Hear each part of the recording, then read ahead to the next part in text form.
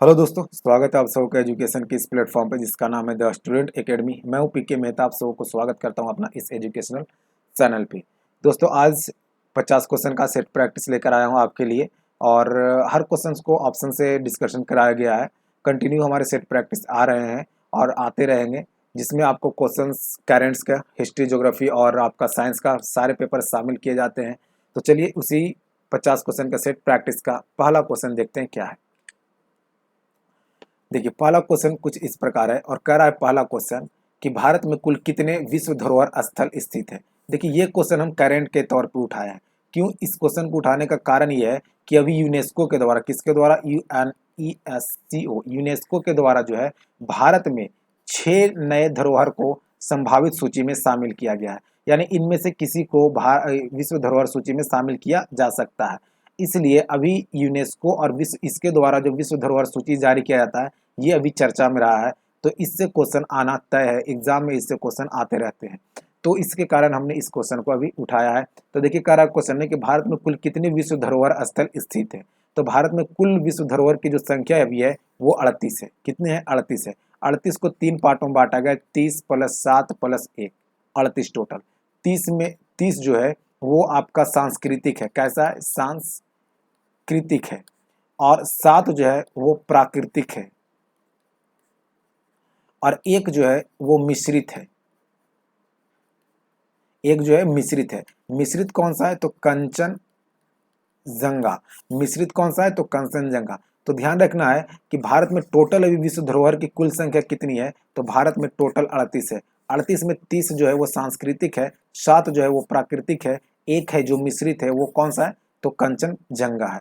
ये विश्व धरोहर सूची जारी कौन करता है? तो यूनेस्को के द्वारा जारी किया जाता है। यूनेस्को का फुल फॉर्म आपसे पूछा जाता है एग्जाम में, United Nation Education Scientific and Cultural organisation.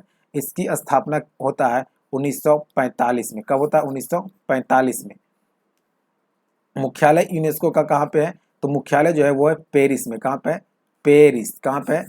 Paris में है। और इसके अभी अध्यक्ष है, इसके अध्यक्ष, यूनेस्को का जो अध्यक्ष है उसका नाम है आंद्रे आंद्रे आंद्रे एजोला। क्या नाम है? Andre azolla. ध्यान रखना ये सारी बातें हमने आपको यूनेस्को से संबंधित बताया कि कब इसका स्थापना हुआ और इसका मुख्यालय कहाँ पे है? पेरिस में है। और आंद्रे एजोला इसके वर्तमान में अध्यक्ष हैं। भारत के कितने धरोहर शामिल हैं? तो 38, 30, 7 और 1 सांस्कृतिक, प्राकृतिक और मिश्रित। इस आधार पर आपको इसे याद रखना है। तो चलते हैं अगले क्वेश्चन पे और देखते हैं अगला क्वेश्चन क्या है। दूसरा नंबर क्वेश्चन कर रहा है कि 2022 में फीफा अंडर 17 महिला विश्व कप का आयोजन किस देश में होगा।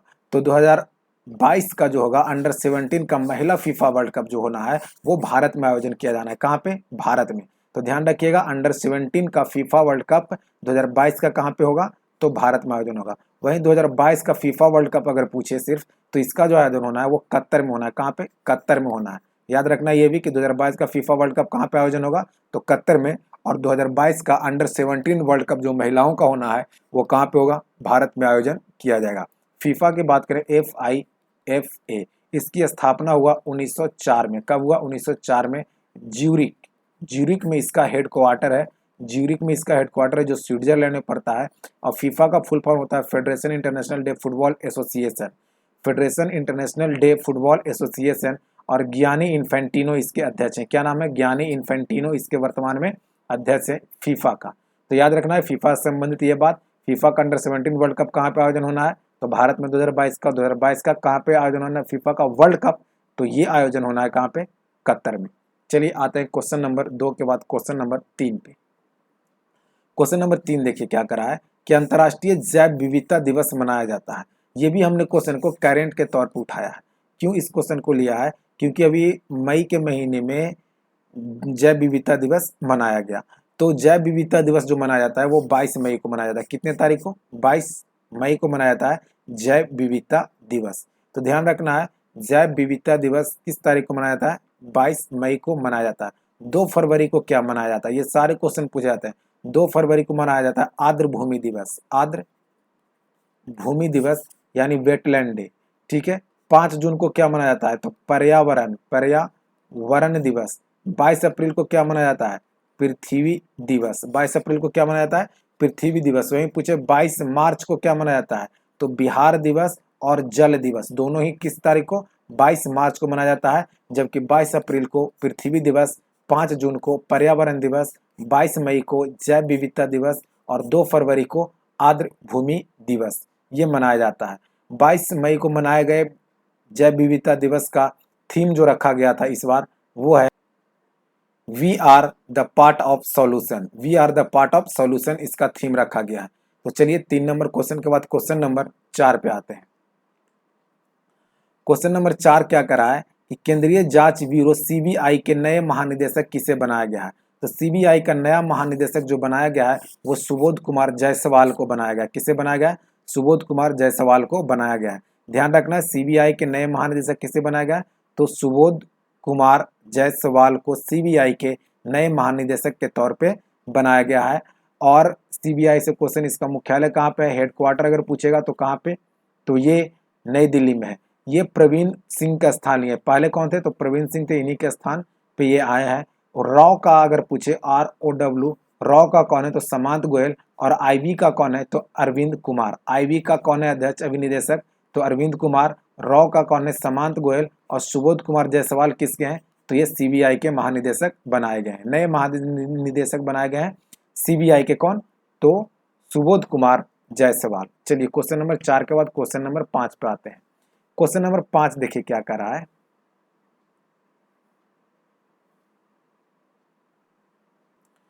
क्वेश्चन नंबर 5 ये कर रहा है कि द लिंक फंड संस्था का मुख्यालय किस देश में है। देखिए ये भी क्वेश्चन एक करेंट का क्वेश्चन है। सही है, ये क्वेश्चन जो है वो करेंट का क्वेश्चन है। क्यों करेंट का क्वेश्चन है? आपको जब ये थ्योरी बताएंगे इसका तो आपको समझ में आएगा। द लिंक फंड संस्थान का मुख्यालय किस देश में है? तो इसका जो मुख्यालय है वो है स्विट्जरलैंड में, और स्विट्जरलैंड में जेनेवा में है। कहाँ पे है? जेनेवा में है। तो याद रखना इस संस्था का नाम द लिंक फंड संस्थान का मुख्यालय कहाँ पे है? जेनेवा में है, स्विट्जरलैंड में। इसको चर्चा में इसलिए अभी ये चर्चा में रहा है कि भारत में जनजातीय संबंधित जो भी कार्य होते हैं जो ट्राइफेड के द्वारा किया जाता है, तो ट्राइफेड के साथ ट्राइफेड जो है इसके साथ समझौता किया है। भारत में जनजातीय लोगों को उच्च स्तर का शिक्षा और उनके आर्थिक स्थिति को सही सुधारने के लिए द लिंक फंड के साथ समझौता किया गया है, जिसके कारण ये भी चर्चा में रहा है। तो ध्यान रखना है कि द लिंक फंड संस्था का मुख्यालय किस देश में है? स्विट्जरलैंड में, और ये जिनेवा में पड़ता है, जिनेवा में है और ये स्विट्जरलैंड में है।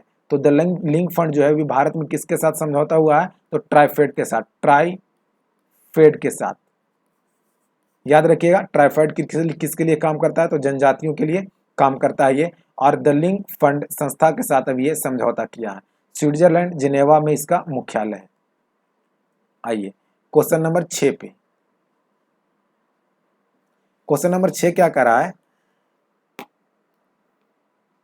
क्वेश्चन नंबर 6, कोविड-19 के प्रकोप के बीच पड़ोसी देशों में फंसे भारतीय नागरिक को वापस लाने के लिए भारतीय नौसेना के द्वारा कौन सा ऑपरेशन चलाया गया? देखिए कोविड-19 से जो फंसे हुए विदेशी लोग थे जो पड़ोस में, उनको भारतीय नागरिक जो थे जो विदेश में फंसे हुए थे पड़ोसी देश में खास तौर पे, उन्हें वतन वापस लाने के लिए यानी भारत वापस लाने के लिए नौसेना के द्वारा कौन सा ऑपरेशन चलाया गया था? तो उस ऑपरेशन का नाम था समुद्र सेतु। ऑपरेशन समुद्र सेतु। याद रखिएगा ये सीधा क्वेश्चन कि ऑपरेशन समुद्र सेतु का संबंध किससे है? तो कोविड-19 के प्रकोप से पड़ोसी देशों में फंसे भारतीय नागरिक को वतन वापस लाना यानी भारत वापस लाना समुद्र सेतु ऑपरेशन के तहत यह कार्य किया गया था। चलिए क्वेश्चन नंबर 6 के बाद क्वेश्चन नंबर 7 पे आते हैं।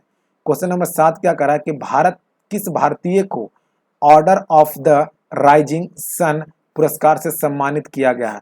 Order of the Rising Sun जो पुरस्कार है, ऑर्डर ऑफ द जो राइजिंग सन पुरस्कार है वो जापान के द्वारा दिया जाता है। जापान के द्वारा दिया जाता है। तो इस बार जो दिया गया ये वो दिया गया है श्यामला गणेश को। किसे दिया गया है? श्यामला गणेश को। और ये बेंगलुरु के हैं। कहाँ से हैं? बेंगलुरु से। तो ध्यान रखना है कि Order of the Rising Sun जो जापान का पुरस्कार है वो किस भारतीय को दिया गया है? तो श्यामला गणेश को दिया गया है। ये जापान में शिक्षक हैं। तो ध्यान रखना है श्यामला गणेश को दिया गया Order of the Rising Sun पुरस्कार। संजय कुमार मोहंती क्या है? तो ये रेलवे बोर्ड में सदस्य बने, रेलवे बोर्ड में सदस्य बने। पंडित देव चौधरी ये सितार वादक हैं, सितार वादक हैं। इनका निधन हो गया है अभी हाल में, निधन हो गया है। और प्रीति पटेल जो है वो गृह मंत्री बने हैं। कहाँ पे? तो ये बने हैं ब्रिटेन में। तो ध्यान रखना इन चारों क्वेश्चन को कि श्यामला गणेश क्या है, तो ये एक शिक्षक हैं और कहाँ ये हैं, तो जापान में है और इन्हें Order of the Rising Sun पुरस्कार दिया गया है जापान में। वहीं बात करें संजय कुमार मोहंती की, तो ये रेलवे बोर्ड में सदस्य बने हैं। और पंडित देव चौधरी जो सितार वादक हैं, इनका भी हाल में निधन हो गया। प्रीति पटेल गृह मंत्री हैं ब्रिटेन में। आइए क्वेश्चन नंबर 8 पे। क्वेश्चन नंबर 8 क्या कर रहा है वो देखिए। क्वेश्चन नंबर 8 कर रहा है सत्य कथन का चयन करना है। इंद्राणी मजूमदार के द्वारा एन अदर डोजेज स्टोरीज नामक पुस्तक का बंगला से यानी बंगाली से अंग्रेजी में अनुवाद किया गया है। बिल्कुल सही है। इंद्राणी मजूमदार के द्वारा, किसके द्वारा? इंद्राणी मजूमदार के द्वारा एन अदर डोजेज स्टोरी नामक पुस्तक का अनुवाद बंगला से अंग्रेजी में किया गया है। इन अदर डोजेज स्टोरीज पुस्तक सत्यजीत रे की है। ये भी सही है कि ये जो पुस्तक है जिसका बंगला से अंग्रेजी में अनुवाद किया गया है, ये सत्यजीत रे की पुस्तक है। तो ये दोनों कथन क्या है? सही है, 1 नंबर भी और 2 नंबर भी, यानी ऑप्शन आपका सी नंबर सही है कि कथन 1 और कथन 2 दोनों ही क्या है? सही है। तो इस प्रकार इस क्वेश्चन का सही आंसर हो जाएगा सी नंबर की दोनों कथन सही है। ऐसे क्वेश्चन एग्जाम में जरूर पूछे जाएंगे। सत्यजीत रे का नाम ऐसे भी अब पॉपुलर रहता है एग्जाम में, तो इनके नाम से जो भी क्वेश्चन बनते हैं तत्काल वो एग्जाम में आते ही हैं। तो ध्यान रखना है, क्वेश्चन सीधा पूछेगा सत्यजीत रे की कौन सी पुस्तक है जिसे इंद्राणी मजूमदार के द्वारा बंगला से अंग्रेजी में अनुवाद किया गया। तो आपको याद रखना है एन अदर डोजेज स्टोरी।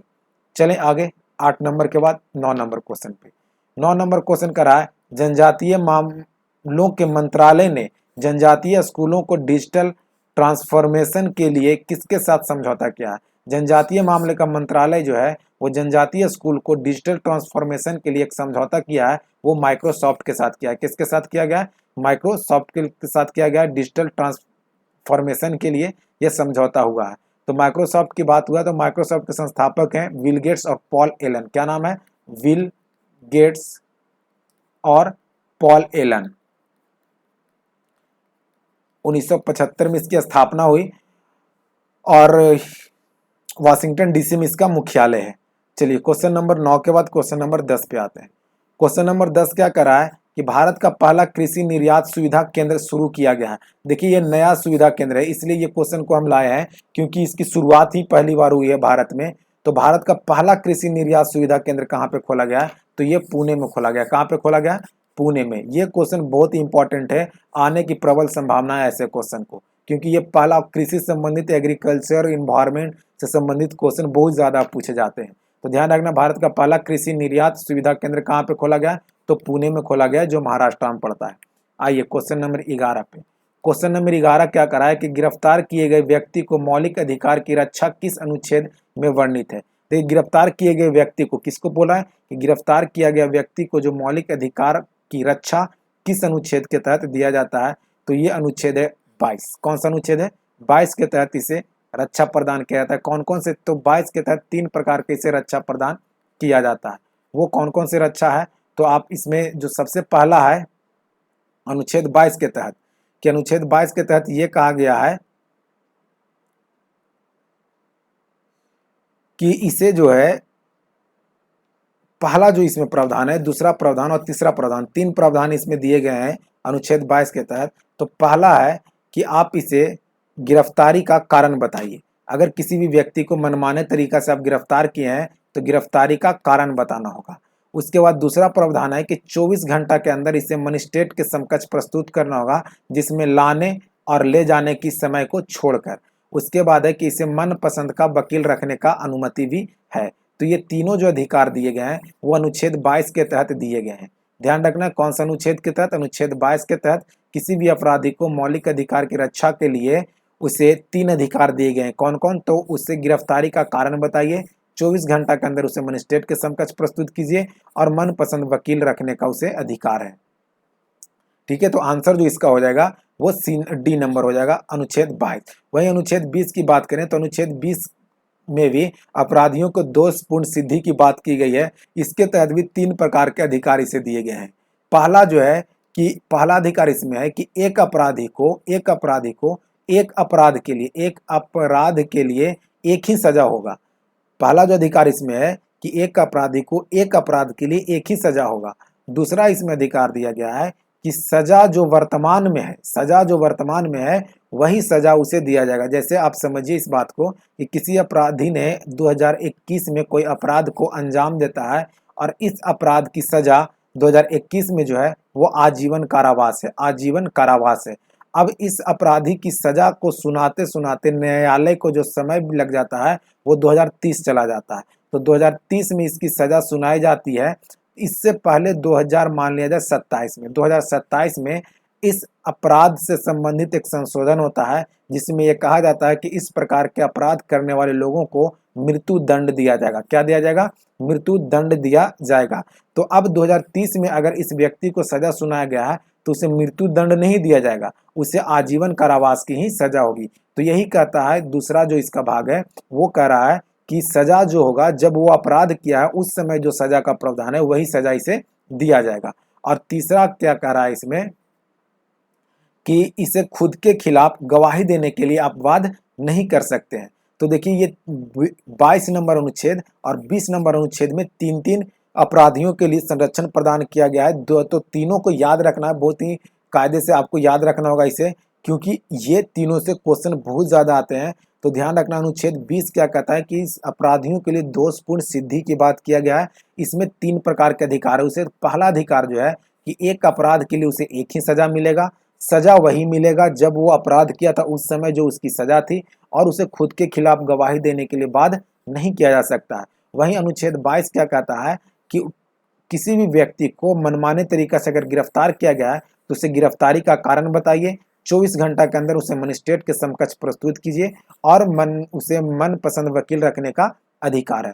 वहीं अनुच्छेद 16 की बात करें तो जो नियोजन वगैरह नियुक्तियां होती है, यानी जो नौकरी वगैरह का प्रावधान है वो अनुच्छेद 16 के तहत ही है। वहीं अनुच्छेद 21 की बात करें तो प्राण एवं दैहिक की स्वतंत्रता की बात करता है, विदेश जाने की स्वतंत्रता की बात करता है, और मनपसंद विवाह करने की जो प्रावधान है वो भी अनुच्छेद 21 के तहत ही है। वहीं 21 का एक और पार्ट है 21 का 21 का कहता है कि 16 से 14 वर्ष तक के बच्चों को निःशुल्क और अनिवार्य शिक्षा दिया जाएगा। ये 86वां संविधान संशोधन 2002 के तहत इसे जोड़ा गया।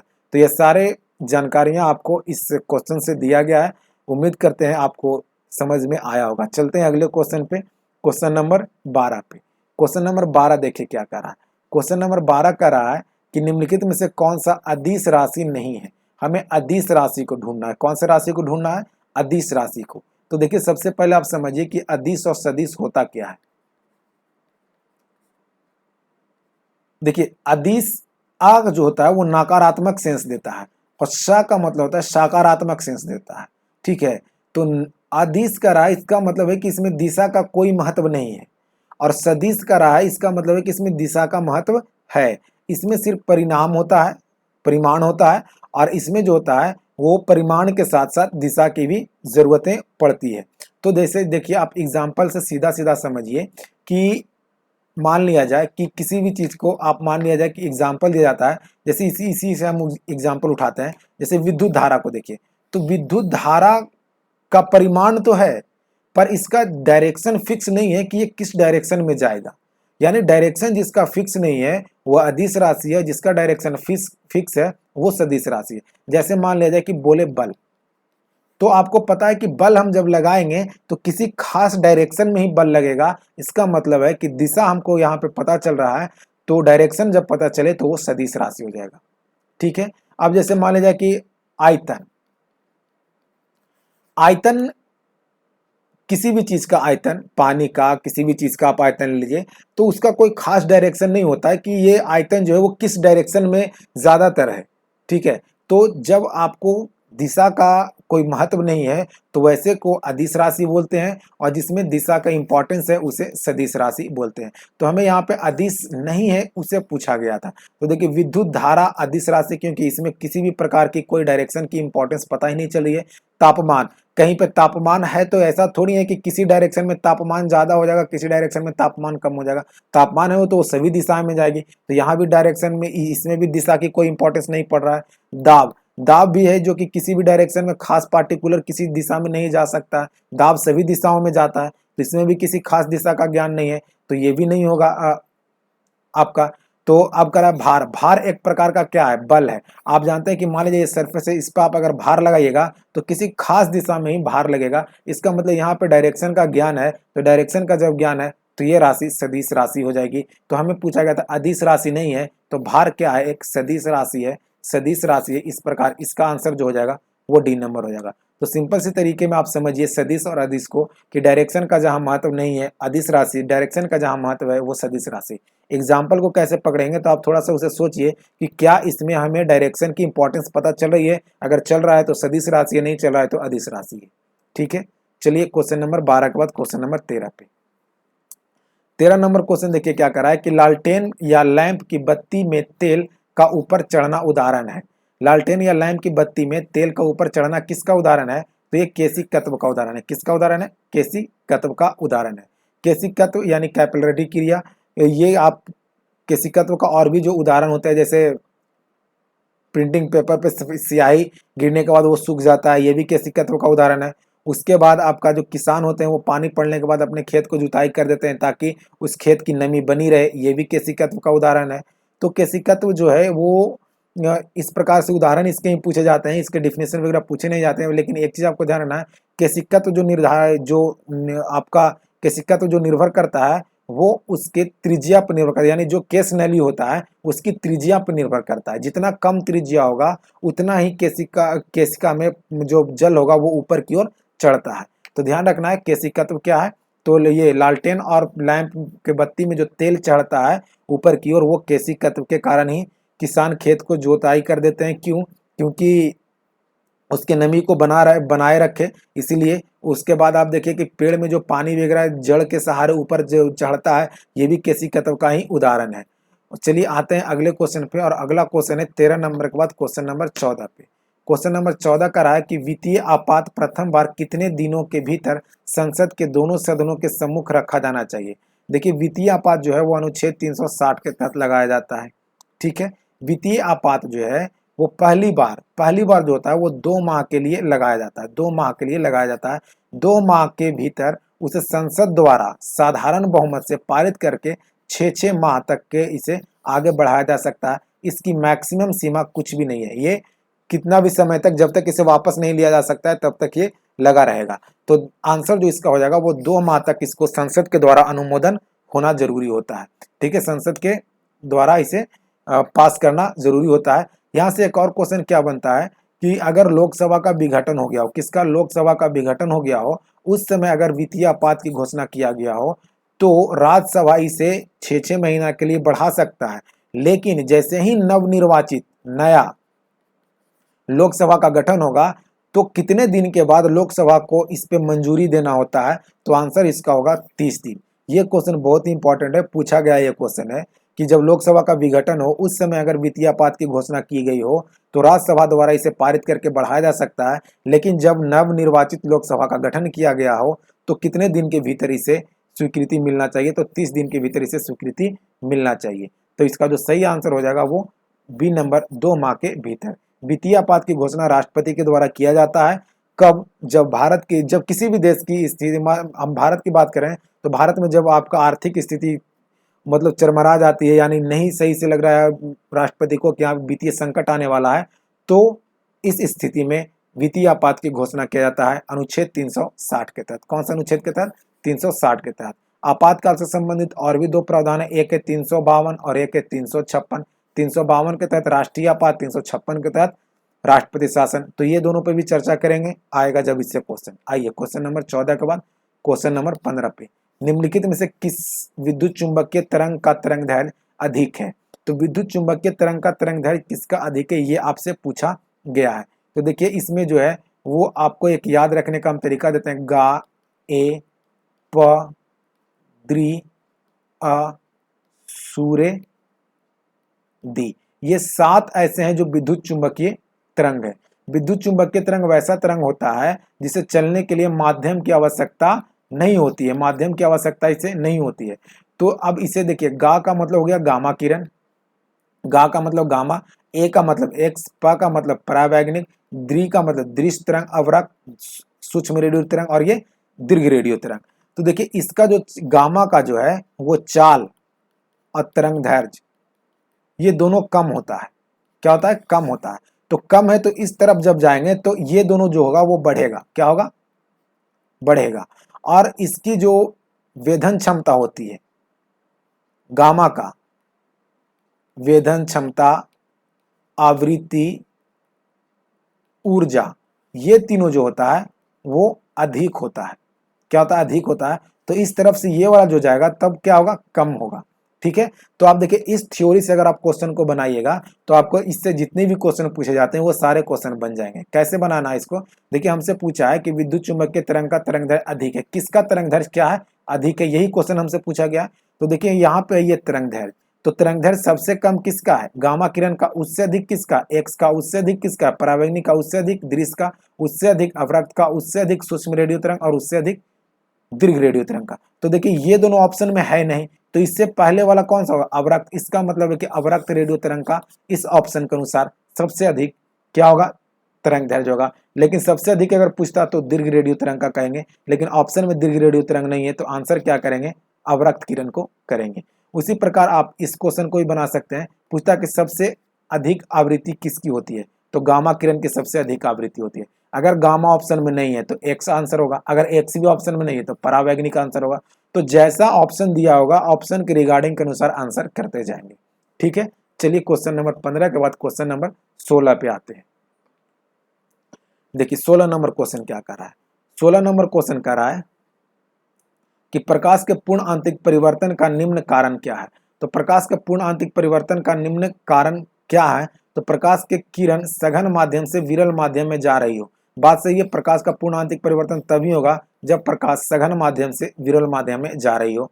आपतन कोण, क्रांति कोण, क्रांति कोण से बड़ा होता है। बात सही है। जब आपतन कोण का मान क्रांति कोण से बड़ा होगा तभी पूर्ण आंतरिक परिवर्तन होता है। तो दोनों ही कथन इसमें सही है, यानी ऑप्शन नंबर सी सही हो जाएगा इसका। पूर्ण आंतरिक परिवर्तन की घटना के लिए प्रकाश की किरण को सघन माध्यम से विरल माध्यम में जाना पड़ता है और आपतन कोण का मान क्रांति कोण के मान से बड़ा होता है। चलिए क्वेश्चन नंबर 16 के बाद क्वेश्चन नंबर 17 पे आइए। क्वेश्चन नंबर 17 क्या करा है कि सत्य कथन का चयन कीजिए। सत्य कथन कौन सा है उसका चयन करना है। तो करा अस्थायी चुंबक बनाने के लिए नर्म लोहे का प्रयोग करते हैं। गलत है। अस्थायी चुंबक बनाने के लिए हम इस्पात का प्रयोग करते हैं। किसका प्रयोग करते हैं? इस्पात का प्रयोग करते हैं। अस्थायी चुंबक बनाने के लिए इस्पात का नहीं, अस्थायी चुंबक बनाने के लिए नर्म लोहा का प्रयोग करते हैं। किसका प्रयोग करते हैं? नर्म लोहा का प्रयोग करते हैं। तो ये दोनों स्टेटमेंट गलत हो गया। हमें सत्य कथन का चुनना था, तो उपयुक्त में से कोई भी नहीं सत्य है। दोनों का दोनों क्या है? गलत है। क्यों गलत हो गया? क्योंकि अस्थायी चुंबक बनाने के लिए हमें नर्म लोहा की आवश्यकता थी, जबकि यहाँ पे इस्पात लिख दिया गया है, और अस्थायी चुंबक बनाने के लिए हमें इस्पात की जरूरत है, जबकि यहाँ पे नर्म लोहा लिख दिया गया है। तो इस प्रकार इस दोनों स्टेटमेंट गलत हो गया। इसको सही करने के लिए आप अस्थायी चुंबक के इस्पात को जोड़ लीजिए और अस्थायी के साथ नर्म लोहे को ऐड कर लीजिए। चलिए क्वेश्चन नंबर 18 पे। 18 नंबर क्वेश्चन करा है कि कपड़े के जंग के धब्बे को हटाने के लिए किसका प्रयोग करते हैं? तो कपड़े में जंग के धब्बे को हटाने के लिए ऑक्जेलिक अम्ल का प्रयोग करते हैं। किसका प्रयोग करते हैं? ऑक्जेलिक अम्ल का प्रयोग करते हैं। ऑप्शन हो जाएगा सी नंबर। चलते हैं आगे और देखते हैं अगला क्वेश्चन। क्वेश्चन नंबर 19 कह रहा है दूध का पीएच मान क्या हो जाएगा? तो दूध का पीएच मान जो है वो 6.4 होता है। दूध का पीएच मान कितना होता है? 6.4। एक आगे बढ़िए तो 7.4 किसका हो जाएगा? रक्त का। एक आगे बढ़िए तो 8.4 किसका हो जाएगा? तो ये समुद्री जल का। समुद्री जल का 8.4 हो जाएगा। ठीक है। चलिए 2.2 किसका हो जाएगा? तो नींबू का। किसका हो जाएगा? नींबू का 2.2। और 2.6 किसी का नहीं होता है, 2.4 होता है सिरिका का। और 6 जो होता है वो मूत्र का होता है। वैसे इसका रेंज 4.8 से 8.4 तक होता है। ठीक है। तो याद रखना ये सारे। और भी आपको पीएच स्केल से संबंधित क्वेश्चन देखिए कि पीएच स्केल का खोज किसने किया था? तो सोरेनसन के द्वारा। पीएच का फुल फॉर्म क्या होता है? तो पीएच का मतलब होता है पोटेंशियल और पावर ऑफ हाइड्रोजन। ठीक है। चलिए क्वेश्चन नंबर 19 के बाद क्वेश्चन नंबर 20 पे आइए। कह ऑक्टेन संख्या किस गुण को मापता है? ऑक्टेन संख्या से पेट्रोल के गुण को मापा जाता है। किसके गुण को? पेट्रोल के गुण को। वहीं डीजल के गुण को मापा जाता है C10 से। C10 से मापा जाता है। किसके गुण को? डीजल के गुण को। और पेट्रोलियम को ऑक्टेन संख्या के गुण से मापा जाता है। चलिए आते हैं आपका 21 नंबर क्वेश्चन पे। 21 नंबर क्वेश्चन करा है निम्नलिखित में से किसका उष्मीयता और विद्युत चालकता सबसे कम होता है? तो उष्मीयता विद्युत चालकता सबसे कम किसका होता है? तो सबसे कम जो उष्मीयता और विद्युत चालकता होती है कम, वो सीसा का होता है। सीसा जिसका अयस्क है गैलेना, क्या है? गैलेना, और पीवी इसका संकेत है। चलिए क्वेश्चन नंबर 21 के बाद क्वेश्चन नंबर 22 की बारी। निम्नलिखित में से कौन सा एल्युमिनियम का अयस्क नहीं है? एल्युमिनियम का अयस्क नहीं है, तो एल्युमिनियम का अयस्क कोरंडम है, फेल्सपार्क है, क्रायोलाइट है। कार्नेलाइट जो है वो मैग्नीशियम का अयस्क है, मैग्नीशियम का अयस्क है। किसका है? मैग्नीशियम का अयस्क है। कौन सा? कार्नेलाइट। जबकि कोरंडम, फेल्सपार्क और क्रायोलाइट जो है वो एल्युमिनियम का अयस्क है। 22 नंबर के बाद आइए क्वेश्चन नंबर 23 पे। क्वेश्चन नंबर 23 कह रहा है कि निम्नलिखित में से किसमें असूत्री विभाजन होता है? तो असूत्री विभाजन जो होता है वो जीवाणु, नीलहरित शैवाल और प्रोटोजोआ सभी में होता है। इष्ट, अमीबा, कवक, ये सभी में अर्धसूत्री विभाजन होता है। अर्धसूत्री विभाजन जो होता है वो अविकसित कोशिका में होता है। अविकसित कोशिका में अर्धसूत्री विभाजन होता है, जबकि समसूत्री विभाजन, कोशिका में 3 प्रकार के विभाजन, एक असूत्री, एक समसूत्री और एक अर्धसूत्री। तो समसूत्री विभाजन जो होता है वो कायिक कोशिका में होता है। किस में होता है? पूछा जाता है ये क्वेश्चन कि समसूत्री विभाजन होता है किसमें? अविकसित कोशिका में, कायिक कोशिका में, या फिर कायिक कोशिका में कैसा विभाजन होता है? असूत्री, समसूत्री या अर्धसूत्री। और अर्धसूत्री जो विभाजन होता है ये आपका हो गया, असूत्री विभाजन हो गया अविकसित में, समसूत्री विभाजन हो गया कायिक कोशिका में, और अर्धसूत्री विभाजन जनन कोशिकाओं में होता है। किसमें होता है?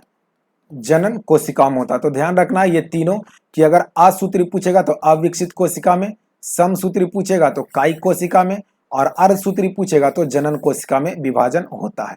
आइए क्वेश्चन नंबर 23 के बाद क्वेश्चन नंबर 24 पे आते हैं। 24 नंबर क्वेश्चन देखिए क्या कर रहा है कि कोशिका शब्द का प्रयोग सर्वप्रथम किसने किया था? तो कोशिका शब्द का सबसे पहला बार प्रयोग जो किया गया था वो रॉबर्ट हुक के द्वारा 1665 में किया गया था। ल्यूवेनहॉक के द्वारा कोशिका को सबसे पहले देखा गया था। कोशिका को सबसे पहले देखा गया था, और जीवाणु का खोजकर्ता या जीवाणु का पिता ल्यूवेनहॉक को ही कहा जाता है, जबकि जीवाणु का नामकरण जो था वो एहरेनबर्ग के द्वारा किया गया था। रॉबर्ट ब्राउन क्या किए थे? तो केंद्रक का खोज किए थे रॉबर्ट ब्राउन। और स्वीडन और स्वान ने कोशिका का सिद्धांत दिया था। कोशिका का सिद्धांत किसने दिया था? तो स्वीडन और स्वान ने, जबकि रॉबर्ट ब्राउन ने केंद्रक का, और रॉबर्ट हुक ने कोशिका शब्द को दिया, और ल्यूवेनहॉक ने कोशिका को सबसे पहले देखा, जीवाणु के जनक, और एहरेनबर्ग ने जीवाणु का नामकरण किया। 24 के बाद क्वेश्चन नंबर 25 पे आइए। 25 नंबर क्वेश्चन का रहा है सत्य कथन का चयन कीजिए। प्रोकैरियोटिक कोशिका में माइटोकॉन्ड्रिया, लाइसोसोम, केंद्रक अनुपस्थित होता है। बिल्कुल सही है। प्रोकैरियोटिक कोशिका में माइटोकॉन्ड्रिया, लाइसोसोम और केंद्रक जो होता है वो अनुपस्थित होता है। यूकैरियोटिक कोशिका की कोशिका भित्ति सेलुलोज की बनी होती है। बिल्कुल सही है, ये भी सही है और ये भी सही है। पहला स्टेटमेंट भी सही है आपका, और दूसरा स्टेटमेंट भी सही है कि यूकैरियोटिक कोशिका में कोशिका भित्ति सेलुलोज की बनी होती है, और जबकि प्रोकैरियोटिक की अगर कोशिका भित्ति की बात करें तो प्रोटीन और कार्बोहाइड्रेट की बनी होती है। कार्बोहाइड्रेट की बनी होती है। तो इस प्रकार इस क्वेश्चन का दोनों विकल्प सही है, ए और बी दोनों सही है। आइए क्वेश्चन नंबर 26 पे, मानव शरीर में आवश्यक अमीनो अम्ल की संख्या कितनी होती है? तो सीधा सा क्वेश्चन है कि अमीनो अम्ल की संख्या कितनी होती है? 20। सिंपल सा, याद रखिए इसे। लाइकेन के बारे में सत्य कथन का विचार, यानी कथन पे विचार करना है। लाइकेन के बारे में निम्न कथन पे क्या कीजिए? विचार कीजिए। पहला स्टेटमेंट क्या करा है इसमें कि लाइकेन वायु प्रदूषण का संकेत होता है। बिल्कुल सही है कि वायु प्रदूषण का यह संकेतक है। जहां पर अधिक प्रदूषण होता है उस स्थान पर लाइकेन अधिक मात्रा में होता है। गलत, अधिक मात्रा में नहीं होता है, वहां पे कम मात्रा में होता है। ठीक है, तो इस कारण से पहला स्टेटमेंट जो हो गया गलत हो गया। यहां तक यह स्टेटमेंट सही था, ये कम लिख दीजिए तो स्टेटमेंट ये क्या हो जाएगा? सही हो जाएगा। उसके बाद लाइकेन शब्द का सर्वप्रथम प्रयोग थियोफ्रेटस के द्वारा किया गया था। यह सही है कि लाइकेन नामक शब्द का जो सबसे पहला बार प्रयोग किया गया था तो थियोफ्रेटस के द्वारा किया गया था। इसका मतलब विकल्प 2 केवल क्या है? सही है। विकल्प 2 केवल सही है, जबकि विकल्प ए सही कब होता? जब लाइकेन कम मात्रा में होता है, जहां पर प्रदूषण पाया जाता है। सल्फर डाइऑक्साइड का ये अच्छा सूचक है, वायु प्रदूषण का एक सूचक है। लाइकेन कवक और शैवाल की एक सहजीविता है, कवक और शैवाल। चलिए क्वेश्चन नंबर 27 के बाद क्वेश्चन नंबर 28 पे आते हैं। स्ट्रॉबेरी किस कुल का पौधा है? स्ट्रॉबेरी जो है वो किस कुल का पौधा है? तो स्ट्रॉबेरी और सेब, नाशपाती, ये सभी जो है वो रोजेसी कुल के पौधे हैं। कैसे, किस कुल के पौधा है? रोजैसी कुल के पौधा है। स्ट्रॉबेरी, सेब और नाशपाती। सोलेनेसी कुल का पौधा है आलू। ये सभी क्वेश्चन पूछे जाते हैं। मालवेसी कुल का पौधा है कपास, कपास और भिंडी। उसके बाद है क्रूसीफेरा कुल का है सरसों, कंदमूल। ये सभी जो है क्रूसीफेरा कुल के पौधे हैं। चलिए क्वेश्चन नंबर 28 के बाद क्वेश्चन नंबर 29 पे आइए। 29 नंबर क्वेश्चन कर रहा है, निम्नलिखित में से कौन सा हार्मोन गैसीय अवस्था में पाया जाता है? तो गैसीय अवस्था में पाया जाने वाला हार्मोन जो है वो है एथिलीन। कौन सा है? एथिलीन। और एथिलीन जो है वो पेड़ में पाया जाता है, जो फल को क्या करता है? पकाने में मदद करता है एथिलीन। उसके बाद ऑक्सीन की बात करें तो इसका खोज किया था डार्विन ने। किसने किया था? डार्विन के द्वारा। और ऑक्सीन का काम क्या है? तो ये वृद्धि को रोकता है, पौधे की वृद्धि को क्या करता है? रोकता है। जेवरेलिन जो है वो पौधे की वृद्धि में मदद करता है। और साइटोकाइनिन जो है वो आपका पौधे की वृद्धि में ये भी मदद करता है, और इसका डीएनए और प्रोटीन का निर्माण में मदद करता है पौधों का। चलिए क्वेश्चन नंबर 29 के बाद क्वेश्चन नंबर 30 पे आइए। आलू का ब्लैक हार्ट रोग किसकी कमी से होता है? आलू का ब्लैक हार्ट रोग जो होता है वो किसकी कमी से होता है? तो ऑक्सीजन की कमी से आलू का ब्लैक हार्ट रोग होता है। किसकी कमी से? ऑक्सीजन की कमी से आलू का ब्लैक हार्ट रोग होता है। धान का खैरा रोग जिंक की कमी से। और आलू, ये आपका क्या बोलते हैं, मक्का का पत्ती सफेद हो जाना, ये भी जिंक के कारण ही होता है। चलिए आगे आते हैं 30 के बाद 31 नंबर क्वेश्चन पे। कह रहा है कि लाल रक्त कणिका के बारे में दिए गए कथन पर विचार करें। आरबीसी का निर्माण protein, iron, vitamin B12, folic acid सहायक होता है। आरबीसी का निर्माण में ये सभी उसके सहायक होते हैं। Protein, iron, vitamin B12, folic acid, ये सभी मदद करता है आरबीसी के निर्माण करने में। भ्रूण अवस्था में आरबीसी का निर्माण यकृत और पलिया में होता है। बिल्कुल सही है कि भ्रूण अवस्था में आरबीसी का निर्माण जो होता है वो यकृत और पलिया में ही होता है। तो इस प्रकार इस क्वेश्चन का दोनों ही विकल्प क्या है? सही है। तो ए और बी, सी नंबर इसका आंसर हो जाएगा। ए और बी दोनों क्या है? सही है। ए और बी दोनों सही है। आरबीसी का निर्माण जो होता है वो अस्थि मज्जा में होता है। कहाँ पे होता है? अस्थि मज्जा में होता है। चलिए आगे आइए 31 के बाद क्वेश्चन 32 पे। किस जीवाणु के कारण काली खांसी होता है? तो काली खांसी होने का जो कारण है वह हीमोफीलिया परटूरेसिस। कौन सा जीवाणु के कारण? हीमोफीलिया परटूरेसिस के कारण काली खांसी नामक बीमारी होती है। जबकि पस्टुरोला पेस्टिस से प्लेग होता है। क्या होता है? प्लेग होता है। और डिप्लोकोकस न्यूमोनी से निमोनिया होता है। निमोनिया होता है। डिप्लोकोकस न्यूमोनी से निमोनिया होता है। पस्टुरोला पेस्टिस से प्लेग होता है। और हीमोफीलिया पस्टुरेसिस से काली खांसी नामक बीमारी होती है। ये जीवाणु जनित रोग है। चलिए 32 के बाद क्वेश्चन नंबर 33 पे आइए। 33 नंबर क्वेश्चन कर रहा है, क्लॉडे लेपर्ड और विसोन राष्ट्रीय उद्यान त्रिपुरा में है। क्लॉडे लेपर्ड और विसोन नामक राष्ट्रीय उद्यान कहाँ पे है? त्रिपुरा में है। उसके बाद कर रहा है रानी झांसी मरीन और महात्मा गांधी मरीन राष्ट्रीय उद्यान अंडमान निकोबार द्वीप समूह में है। दोनों ही कथन सही है, दोनों में कोई भी विकल्प गलत नहीं है। क्लॉडे लेपर्ड और विसोन नामक राष्ट्रीय उद्यान त्रिपुरा में है, और रानी झांसी की रानी के नाम से और महात्मा गांधी के नाम से ये दोनों राष्ट्रीय उद्यान अंडमान निकोबार द्वीप समूह में है। ये क्वेश्चन आपसे पूछा जा चुका है महात्मा गांधी वाला, तो ध्यान रखिएगा अगले बार झांसी की रानी से पूछा जा सकता है। तो दोनों विकल्प सही है, इसका मतलब इस क्वेश्चन का सही आंसर है सी नंबर। आइए क्वेश्चन नंबर 33 के बाद क्वेश्चन नंबर 34 पे। निम्नलिखित में से कौन सा परियोजना चिनाब नदी पे नहीं है? चिनाब नदी पे नहीं है, वो कौन सी परियोजना है? तो बगलिहार है, दुलहस्ती है, सलाल है, रेणुका सतलज नदी पे है। और एक परियोजना इस पे कौन सा है? बगलिहार, दुल्हास्ती, सलाल और एक सतलज परियोजना, सतलज परियोजना। ये चारों परियोजना चिनाब नदी पे। कौन कौन? बगलिहार, दुलहस्ती, सलाल और सतलज। चलिए क्वेश्चन नंबर 34 के बाद क्वेश्चन नंबर 35 पे। डाफर जनजाति किस राज्य में निवास करती है? तो डाफर जनजाति गुजरात में निवास करती है, जबकि डफला जनजाति जो है वो अरुणाचल प्रदेश में निवास करती है। यहाँ पे हमने पूछा डाफर जनजाति, कौन सा जनजाति? डाफर। तो ये आपका आंसर हो जाएगा गुजरात। 36 नंबर क्वेश्चन, प्लेट विवर्तन का सिद्धांत किसने दिया था? तो प्लेट विवर्तन का सिद्धांत हेनरी हैंस के द्वारा दिया गया है। प्लेट विवर्तन का सिद्धांत किसके द्वारा दिया गया है? हेनरी हाइंस के द्वारा दिया गया है। डार्विन के द्वारा नेचुरल सिलेक्शन का सिद्धांत दिया गया। वैगनर के द्वारा महाद्वीपीय विस्थापन का सिद्धांत दिया गया। और जॉर्ज लेमेंटर के द्वारा दिया गया बिग बैंग थ्योरी, यानी जो ब्रह्मांड का विस्तार हुआ है उसका जो सिद्धांत दिया गया है वो एफ लेमेंटर के द्वारा दिया गया है। तो ध्यान रखना ये सारे क्वेश्चंस का आंसर। चलिए क्वेश्चन नंबर 36 के बाद क्वेश्चन नंबर 37 पे आइए। क्वेश्चन नंबर 37 है, रूपकुंड झील किस राज्य में है? रूपकुंड झील जो है वो उत्तराखंड में। कहाँ पे है? उत्तराखंड में। याद रखना है रूपकुंड झील कहाँ पे है? उत्तराखंड में है।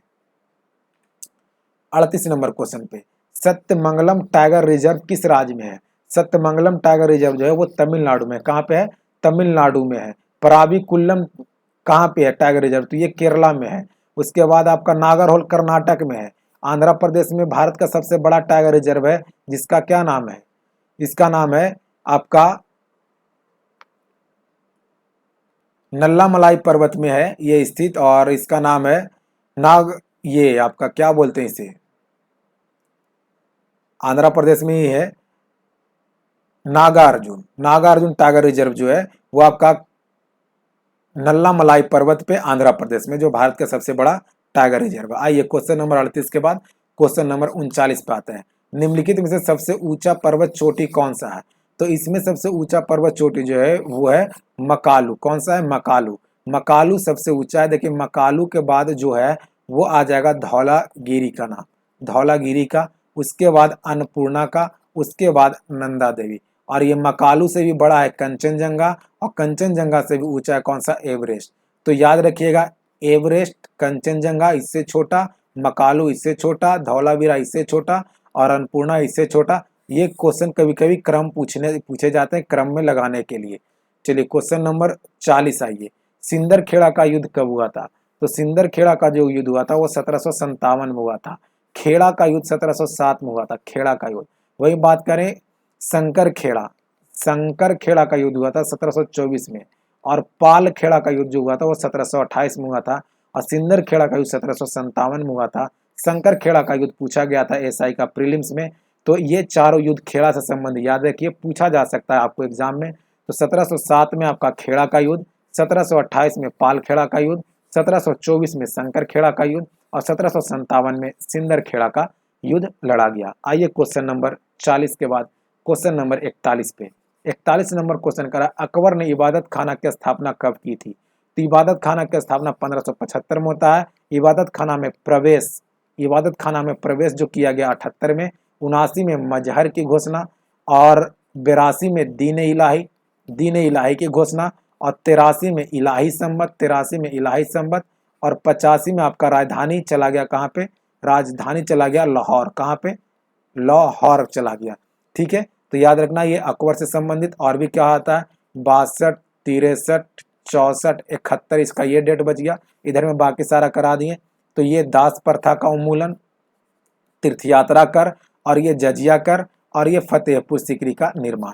तो ये सारे डेट अकबर से संबंधित है, क्वेश्चन यहाँ से पूछे जाते हैं। 1562 का ये घटना है, 1562 में दास प्रथा का उन्मूलन, उसके बाद 1563 में तीर्थ यात्रा कर, 1564 में जजिया कर, 1571 में फतेहपुर सीकरी, 1575 में इबादत खाना, 1578 में इबादत खाना में प्रवेश, 1579 में मजहर की घोषणा, 1582 में दीन इलाही, 1583 में इलाही संबत, और 1585 में राजधानी लाहौर परिवर्तन कर दिया गया। तो ये सारे क्वेश्चन आपको याद रखने हैं। क्वेश्चन नंबर 41 के बाद क्वेश्चन नंबर 42 पे आइए। 42 नंबर क्वेश्चन कह रहा है कि सिख धर्म के पहले गुरु नानक किस शासक के समकालीन थे? तो वो बाबर और हुमायूं दोनों के समकालीन थे। ठीक है, ध्यान रखना। ये पहले संस्थापक ये गुरु गोविंद सिंह थे, सिख धर्म के पहले गुरु थे ये। गुरु नानक, सॉरी गुरु गोविंद सिंह बोल दिए, गुरु नानक होगा। आगे ये 43 नंबर क्वेश्चन क्या कर रहा है? कह रहा है कि किस शासक के समय में कर व्यवस्था सर्वाधिक था? तो देखिए अलाउद्दीन खिलजी के समय में कर व्यवस्था जो सबसे अधिक था, बिल्कुल 50% एक कर व्यवस्था लेता था।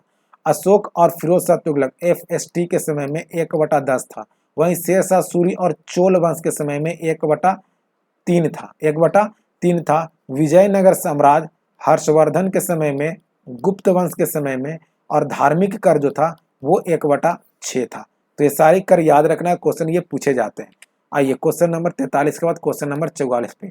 मुस्लिम लीग की पहली अधिवेशन कहाँ पे हुआ था? तो देखिए मुस्लिम लीग का जो गठन किया जाता है 1906 में। कब किया जाता है? 1906 में ढाका में किया जाता है। सलीमुल्लाह के द्वारा बुलाया जाता है और बकार उल मुल्क के द्वारा इसकी अध्यक्षता की जाती है। 1906 के बाद 1907 में कराची में इसका संविधान लागू किया जाता है। संविधान लागू किया जाता है और 1908 में अमृतसर में इसका पहला अधिवेशन होता है। तो इस प्रकार इस क्वेश्चन का जो आंसर हो जाएगा अमृतसर हो जाएगा, सी नंबर ऑप्शन 44 का। 45 नंबर क्वेश्चन पे आइए। 45 नंबर क्वेश्चन कह रहा है नौजवान सभा की स्थापना किसने किया था? तो नौजवान सभा की स्थापना भगत सिंह के द्वारा किया गया था। ठीक है, सचिन सन्याल के द्वारा स्थापना किया गया था क्या? तो HRA हिंदुस्तान रिपब्लिकन एसोसिएशन का स्थापना 1924 में किया गया था। अब इसी को हिंदुस्तान रिपब्लिकन HSRA बना दिया गया 1928 में भगत सिंह के द्वारा। हिंदुस्तान सोशलिस्ट रिपब्लिकन एसोसिएशन बना दिया गया चंद्रशेखर आजाद के द्वारा। ये चंद्रशेखर आजाद सुभाष चंद्र बोस के द्वारा forward block FB forward block की स्थापना किया गया 1939 में। फेसबुक नहीं, फॉरवर्ड ब्लॉक 1939 में स्थापना किया गया। चलिए 45 के बाद क्वेश्चन नंबर 46 पे आइए। कह रहा है 1944 में गांधीवादी योजना किसके द्वारा दिया गया था? तो गांधीवादी योजना जो दिया गया था वो मन्ना रायन के द्वारा दिया गया था 1944 में। जबकि 1945 में MN राय के द्वारा जन योजना दिया गया था। कौन सा योजना? जन योजना। 1934 में विश्वेश्वरैया के द्वारा एक पुस्तक लिखी गई थी प्लान इकोनॉमिक पुअर। उसके बाद ये क्वेश्चन जो है आपका दादा भाई नौरोजी से संबंधित है कि दादा भाई नौरोजी जो थे सबसे पहले राष्ट्रीय आय का आकलन भारत में किए थे और इनका एक पुस्तक था the poverty and British rule of India. चलिए क्वेश्चन नंबर 46 के बाद क्वेश्चन नंबर 47 पे आइए। 47 नंबर क्वेश्चन कर रहा है सत्य कथन का चयन करें। दास प्रथा का उन्मूलन 1829 में हुआ था? नहीं, दास प्रथा का उन्मूलन जो हुआ था वो 1843 में हुआ था। कब हुआ था? 1843 में। ठगी प्रथा का उन्मूलन 1843 में हुआ था? नहीं, ठगी प्रथा का उन्मूलन 1843 में नहीं हुआ था। ठगी प्रथा का उन्मूलन जो हुआ था वो 1830 में हुआ था। कब हुआ था? 1830 में हुआ था। सती प्रथा का उन्मूलन 1830 में नहीं, सती प्रथा का उन्मूलन जो था वो 1829 में हुआ था। यानी कोई भी कथन इसमें सही नहीं था। उपर्युक्त में से कोई भी कथन सही नहीं है, हमें सत्य कथन को ढूंढना था। सारे कथन का डेट गलत दिया हुआ था। बस आपको याद रखना है कि सती प्रथा का हो जाएगा 28, ठगी प्रथा 30 और दास प्रथा 43। चलिए आइए क्वेश्चन नंबर 48 पे। बधेरा विद्रोह कहाँ पे हुआ था? बधेरा विद्रोह जो है वो गुजरात के बड़ौदा में हुआ था। कहाँ पे? बड़ौदा में। कहाँ पे? बड़ौदा में हुआ था। ध्यान रखना है, बधेरा विद्रोह कहाँ पे? गुजरात के बड़ौदा में। क्वेश्चन नंबर 49 पे आइए। 1857 के विद्रोह का नेतृत्व अजीमुल्लाह के द्वारा कहाँ से किया गया था? तो अजीमुल्लाह जो थे वो फतेहपुर से, कहाँ से? फतेहपुर से नेतृत्व किए थे। जबकि बरेली से नेतृत्व किया था खान बहादुर खान के द्वारा और इलाहाबाद से थे लियाकत अली जो थी इलाहाबाद से। और ये आपका बहादुर शाह जफर कहाँ से थे? तो दिल्ली से। चलिए क्वेश्चन नंबर 49 के बाद आज का आखिरी क्वेश्चन है 50 नंबर क्वेश्चन। हमने बीच के वीडियो में कहीं भी नहीं अपने वीडियो को लाइक सब्सक्राइब शेयर करने के लिए बोला। बस अगर आपको वीडियो पसंद आता है तो वीडियो को लाइक करें, दोस्तों में शेयर करें और हमारे चैनल पर अगर नए हैं तो चैनल को सब्सक्राइब जरूर करें। और भी अच्छे कंटेंट आपको इस यूट्यूब चैनल पे प्रतिदिन लेकर आया जाएगा। थोड़ी अभी मेरे पास वक्त कम होती है जिसके कारण हमने एक ही सेट प्रैक्टिस को सिर्फ शुरू किया है और धीरे धीरे मैथ्स का भी आपको सेट प्रैक्टिस पे प्रोवाइड कराया जाएगा। आइए क्वेश्चन नंबर 50 पे चलते। करा 71वां संविधान संशोधन 1992 निम्नलिखित में से कौन सी भाषा जोड़ी गई थी? तो कोंकणी, मणिपुरी, नेपाली ये सभी भाषाएं 71वां संविधान संशोधन 1992 के तहत जोड़ा गया। मूल संविधान में भाषा की जो संख्या थी वो 14।